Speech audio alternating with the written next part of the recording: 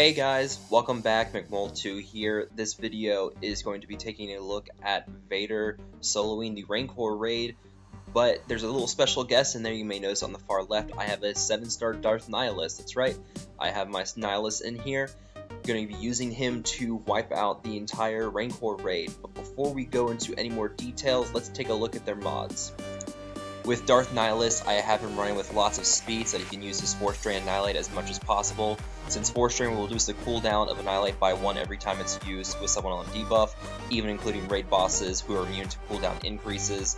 The Annihilate against raid bosses will actually deal 100,000 damage every time.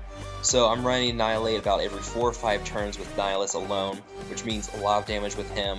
And then his ability Wounded in the Force, which also adds a damage over time every time that Nihilus takes a turn, which stacks up with the Culling Blade to deal out lots of damage. And then of course we have Vader himself. I'm running a speed mod set on him to smack him go as fast as possible to get in all of those Force Crushes and Culling Blades. You'll notice in the video that every time I use a Culling Blade I'm dealing so much damage that the game actually freezes up for a second or two and I get kind of worried thinking the game's going to lock me out. But you want him moving fast so he can do those Force Crushes and Culling Blades as much as possible. He's going to be one of your main damage dealers because of those two abilities, so make him move as fast as possible to get as much damage as possible. Next up we have Darth Sidious. I have a Zader on his Sadistic Glee for the bonus health and bonus potency. You'll notice on his mods I'm running a lot of speed and bonus crit chance.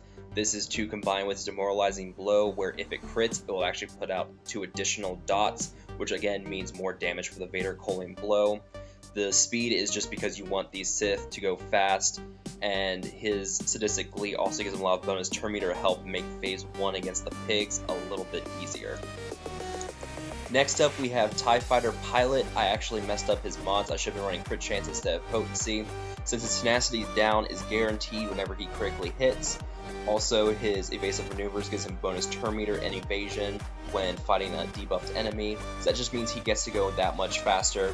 Potency, you don't really need him because his tenacity down makes all the difference in these fights, especially if I'm using Rex in the team as well.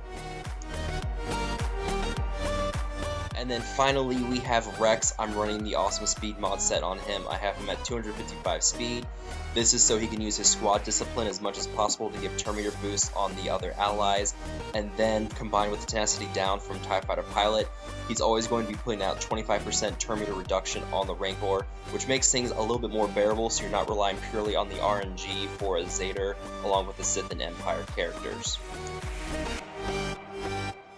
So going back to the Rancor, here you notice the Drain Force will increase the cooldowns for Rancor even though it really doesn't. It also decreases the cooldown for Annihilate.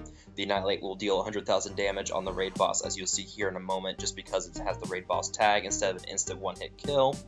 The tenacity down from TIE Fighter Pilot means that Rex is pretty much guaranteed to do a turn meter removal on his impeding shot, as well as the squad discipline from Rex as well to give everybody a turn meter boost. It's very nice. He's very good to have with a Zader squad. Very nice synergies there. You'll notice here in a moment when I use the Culling Blade with Darth Vader, it basically freezes up the game. I do about 9% on the Culling Blade there. Does a lot of damage, and of course it freezes up the game for a moment because it just doesn't know what to do with that much damage at once.